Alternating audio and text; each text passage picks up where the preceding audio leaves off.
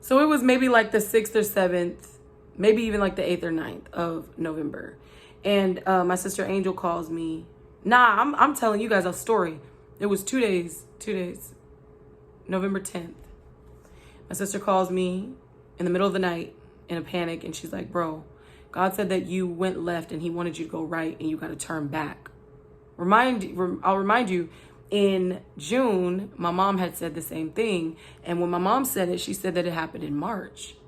So I'm like, what are you guys talking about? And I'm like, I just got off this consecration and everything was great. Mind you, my sister interrupted a phone call where I was just, again, back in that same mindset and just going on and on and on. And she interrupted that call to tell me that the Lord said, you got to turn back. So 2 days later, I go to this indoor zip lining situation. It was really like an indoor bounce house, you guys. And people make fun of me at the fact that this happened, but it literally happened. Like, I could have died, so get over it. So it's an indoor bounce house, but they had a zip line and they didn't have a harness.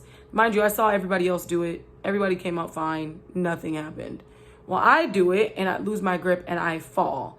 The material that I fell on was like the bounce house, you know, like those inflatable bounce houses. It was like that, but when I fell, I bit it hard and I went lower than, and let me tell you something. I crossed my T's and dotted my I's. I was like, is there a weight? Is there a height? Dude's like, no. I was like, are you going to instruct me on how to use this? He was like, tuck your legs under you so that if you fall, you'll fall on your legs. I don't know why that made sense, but I'm thinking he's the expert, right? So that's what I did. Come to find out later, you're supposed to be like out. I was like this, like my legs were literally underneath me. Also, I found out in my research, if you put your legs straight out, that it will help to evenly distribute the weight. So if you fall like this, and you have a less likely chance of breaking your ankle because your whole body weight won't come down on it.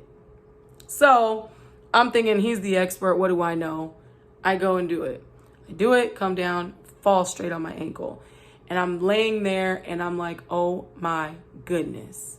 And so my brother and the attendant come over and they're like, get up, get up. And they deflate the whole thing. Because I have felt pretty like, you know, like if the bounce house material is here and you're supposed to go boop, right? I went boop, like into the cushion. And so they deflate it to get me all the way to the ground so that they can walk on and get me, see what's going on.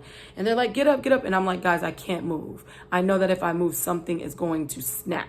Like, I can't do it. They didn't believe me. So I go to move my leg and we all literally watch it go like this.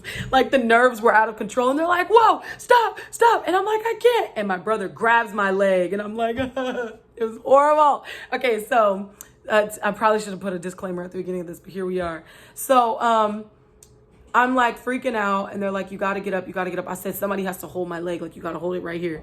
So they're holding my leg. Yes.